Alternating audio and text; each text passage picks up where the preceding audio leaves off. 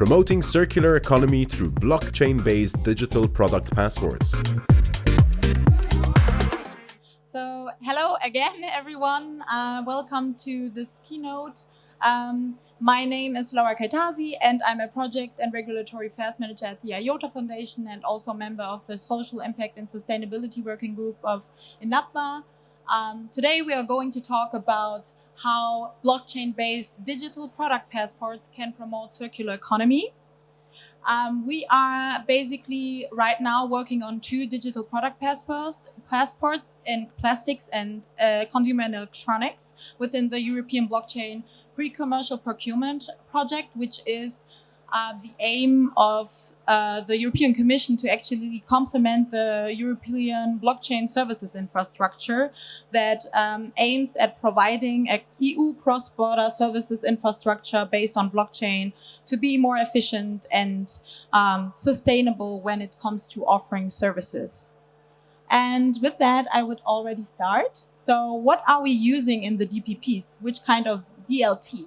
We are using, of course, I'm from the IOTA Foundation, so we are using the IOTA technology. The aim is actually to overcome limits of like older and traditional blockchains with an approach which is called Tangle. The Tangle is a directed acyclic graph functioning as a consensus algorithm that basically requires, if you want to have your transaction confirmed, that you basically need to confirm prior transactions. And this ensures then that we overcome kind of this bottleneck in blockchain. Of course, there can be always improvements, but we are trying with this approach to overcome a little bit the scalability worries we have in older and traditional blockchains.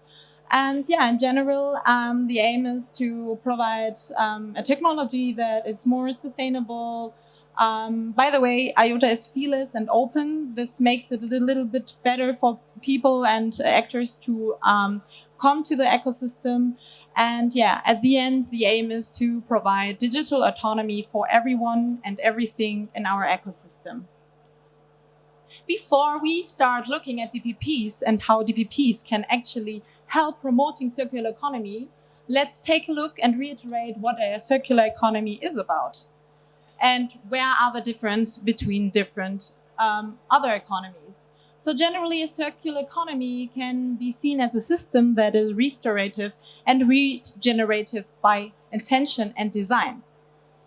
The difference between a linear and circular economy might be quite obvious, because in a linear economy, we don't focus on reducing waste. So we extract resources from our planet, we use them to produce, and then we use the product, and then we dispose it simply. Whereas in a circular economy, we really try to go at the beginning. We try to basically produce products in such a way that they are recyclable and reusable practically forever.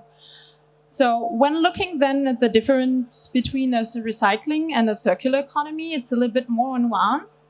A recycling economy, in a sense that the difference is that basically in a recycling economy, I start to look at the circle or like at the product when it gets rid. So I try to recycle it, and at some point the materials are not recyclable anymore.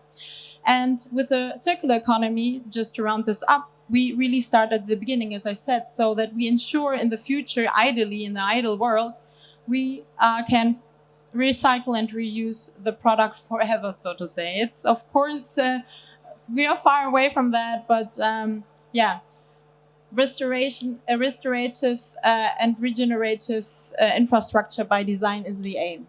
Okay, let's get generally to digital product passports and what they enable. So a digital product passport can be seen more as a digital twin. So you have data that tells you if the product, how environmentally friendly the product is. You have information about the life cycle. And this, at the end, helps manufacturers, recyclers, to basically offer their services that enable a circular economy. It also helps because everything is on the DPP, on the Digital Product Passport, fight counterfeiting. It helps authorities in compliance, or like looking if companies are compliant with different regulations, and it helps companies to be compliant. One important regulation is here the regulation that becomes applicable next year, which is the Eco Design for Sustainable Products in the European Union. And there they also look at the DPP and what kind of characteristics are they important. So when we now take the DLT and the DPP in connection, so what can the DLT do for the DPP, and what can we do actually to be compliant also with the eco-design regulation? So there are three things I've been looking at and that I would like to really emphasize here, what a DLT can provide in a way that we have at the end a trustable ecosystem, trustable data, because if I can't trust the data, then I can't build my, like, on which base am I basically offering my services. So here there are three different things to keep in mind. One is data authenticity, which is ensured by a DLT because each actor cryptographically signs each transaction in the immutable ledger. And the transaction cannot be tampered with. So nothing can be changed. Everything is there. It has been signed by different actors. And also, like with decentralized and digital identities, I ensure that only people allowed to actually write data to the ledger write that data. Then we have auditability, very important, because I need to go back and see, okay, if everything has been written in a way, it has been produced and recycled in a specific order, and if it's trustable. So regarding auditability, DLT can ensure it because the DPPs and the data of the DPP and DPP claims are actually time-stamped and are tamper-proof, so within the DLT. So anything that has been changed or any revocation is really can be seen and observed in the DLT. So is ensured through a DLT. And then lastly, we have governance, which goes a little bit beyond trust, because this is more an efficiency factor, because with the DLT, you can allow multiple actors to join the network. And through the cryptography, through also DIDs, I can basically create a more efficient system because everything is going automatically and I have this layer of trust. So this, to round it a little bit up, it basically a DLT provides the trust, authenticity, auditability, and governance, ensuring trust and efficiency in the system. Okay, so to give it a little bit more real-world connection, I brought here two examples that we are working on. You can scan the QR code and click a little bit around by yourself. One use case is the plastics one. I mentioned earlier that this will become is an important sector later for basically for the eco-design regulation. In the plastics use case, we are looking at, of course, bioplastics and waste, and how this can be actually used for creating products in the agricultural sector, like mulch film you can see here. And you can also observe, okay, how sustainable it is, how recyclable is it. You have a description, you have different kind of details.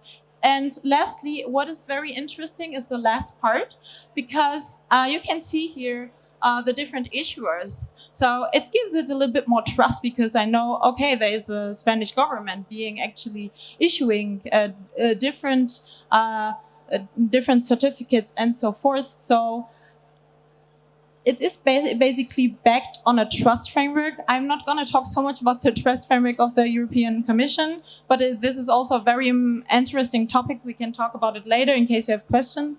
So they are basically implementing a trust framework for within the blockchain sphere, and with this ensuring a more, basically a more trusted ecosystem. And lastly, we have the electronics use case, also one important sector when it comes to eco-design regulation. Also a QR code. This is not very interactive because it's a little bit restrictive to, that you can actually log in. But I brought some examples. These examples can show you the digital product passport of different roles within the ecosystem. And I see that I need to close my call, but if you want to know a little bit more how this works, how we use the DLT, you can come later to me and we can talk a little bit about it. Thank you for your attention, and I hope this has been insightful.